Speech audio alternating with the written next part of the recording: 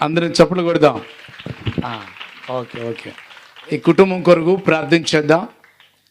శ్రీని గారు అలాగే గోపి గారిని,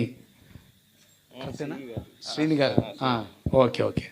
శ్రీని గారు వారి యొక్క కుటుంబం నిమిత్తమై ప్రార్థన చేద్దాం.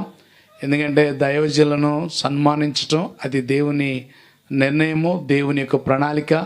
మరి దేవుడు వారిలో ఎలా ప్రేరేపించారో అలాగే దేవుడు వారిని ఆశీర్వదించాలని ప్రార్థన చేద్దాం. మహాపరిశుద్ధుడైన తండ్రి, దయగలిగిన ప్రభా, పరిశుద్ధాత్మ దేవా, మీకు వందనాలు. మీ గొప్ప నామను బట్టి, నీ ప్రేమ కలిగిన నామను బట్టి మీకు వందనాలు. అయ్యా శ్రీని గారిని, వారి కుటుంబాన్ని, వారి బిడ్డలను మీ చేతులకు అప్పగిస్తున్నాం తండ్రి. ఇదిగో నా తండ్రి, ఈ యొక్క శుభ సందర్భంగా నా ప్రభా, అయా మీ దాసులను వారు సన్మానించి ఉండగా వారిని, వారి కుటుంబాన్ని నూరంతలుగా ఆశీర్వదించుదురుగాక. అయా నీకు వందనాలు. మరలా వచ్చే సంవత్సరం ఈ దినానికి నా ప్రభా బహుగా వారు దీవించబడాలి.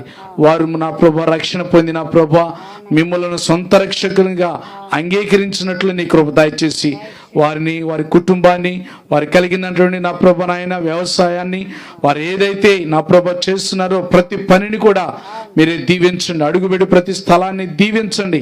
వారికి ఎలాంటి కొదువ లేకుండా వచ్చేయండి. నీ గొప్ప మేలులతో నింపి నడిపించి మహిమ పొందమని, వారి హృదయాల్లో మీరు జన్మించి వారిని నా ప్రభ నాయన మెండైన ఆశీర్వాదాలతో మీరు ఆశీర్వదించి మహిమ పొందమని యేసు పరిశుద్ధ నామమున అడుగుచున్నాము తండ్రి. ఆమేన్. Okay, God bless you.